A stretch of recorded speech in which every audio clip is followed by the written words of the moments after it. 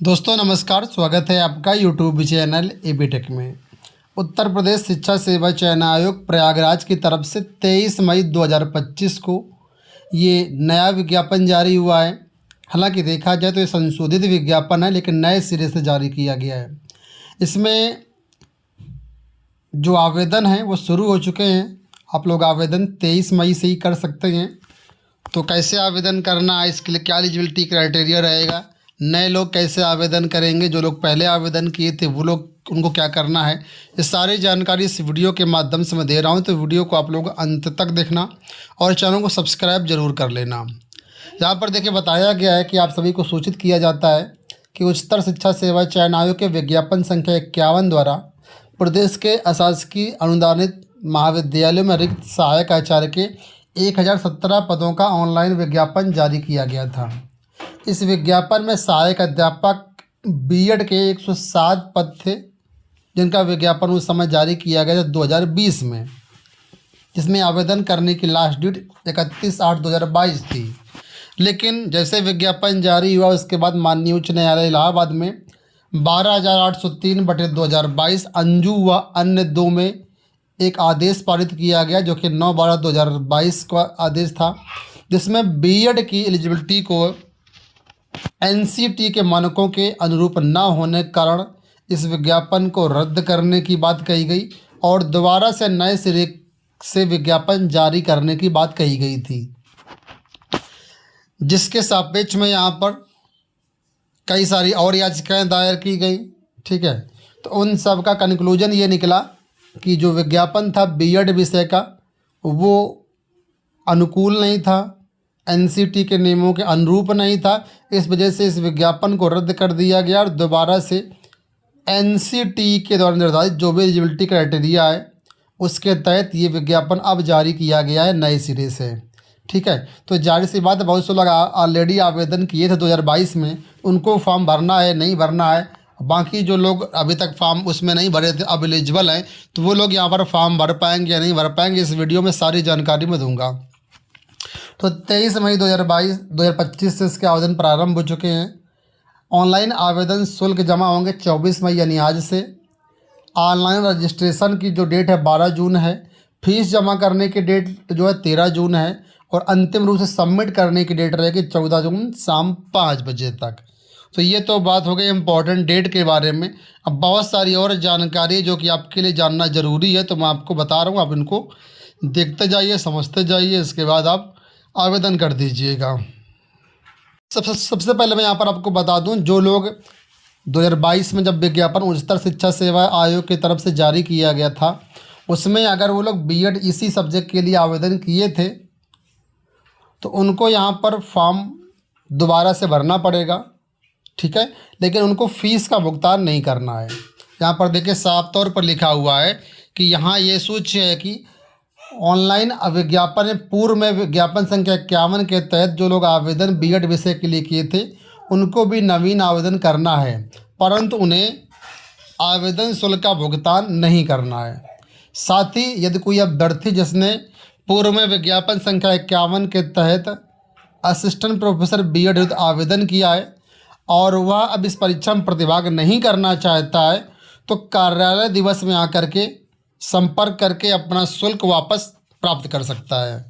यानी आपकी कहीं जॉब लग गई है, अब आप इस भर्ती में अपनी एलिजिबिलिटी नहीं रखना चाहते हैं, अपना फॉर्म कैंसिल करना चाहते हैं, तो आप यहाँ पर आयोग में जा कर के आप जो अपना फ़ीस रिफ़ंड ले सकते हैं।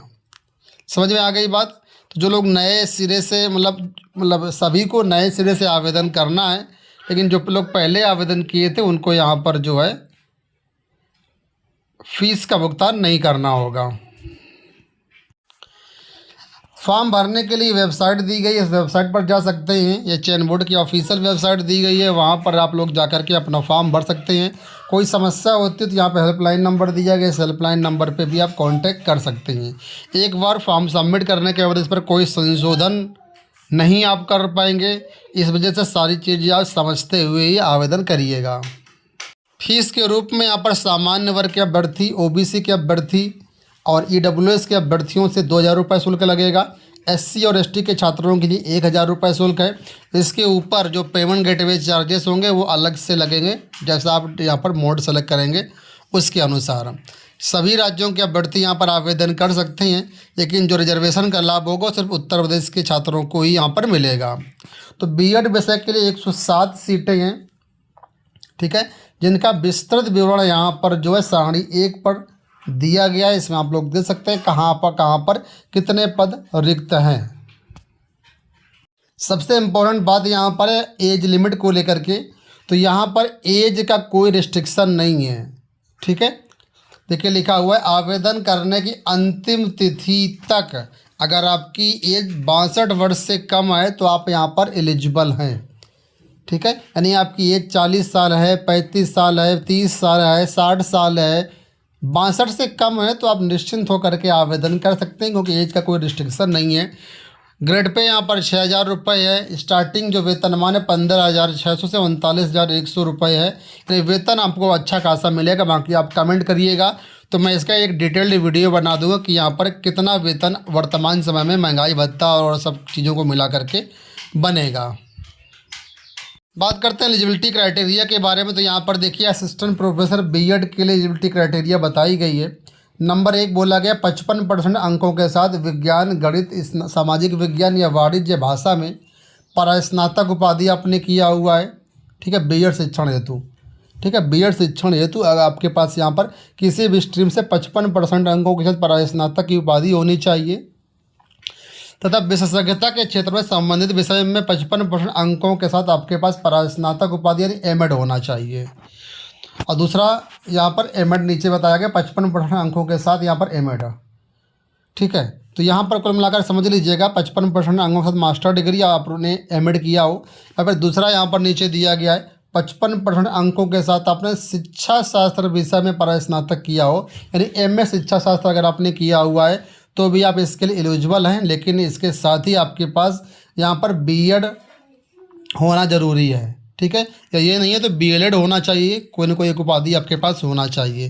तो ये क्वालिफिकेशन यहाँ पर दी है। साथ में सबसे महत्वपूर्ण जो वही है कि शिक्षा शास्त्र में यानी B.Ed विषय में या एजुकेशन विषय में आपके पास PhD हो और UGC द्वारा जो नेट परीक्षा होती है वो नेट परीक्षा आपने क्वालिफाई किया हुआ। तो नेट यहाँ पर लगेगा, ये एक मेन चीज़ है, क्योंकि असिस्टेंट प्रोफेसर की भर्ती है तो नेट तो यहाँ पर लगेगा ही लगेगा। अब यहाँ पर आप सिलेक्शन प्रोसेस भी समझ लीजिए कैसे यहाँ पर चयन होगा। तो यहाँ पर जो चयन होगा वो लिखित परीक्षा और इंटरव्यू के आधार पर होगा। लिखित परीक्षा में उत्तीर्ण अभ्यर्थियों को इंटरव्यू के लिए आमंत्रित किया जाएगा।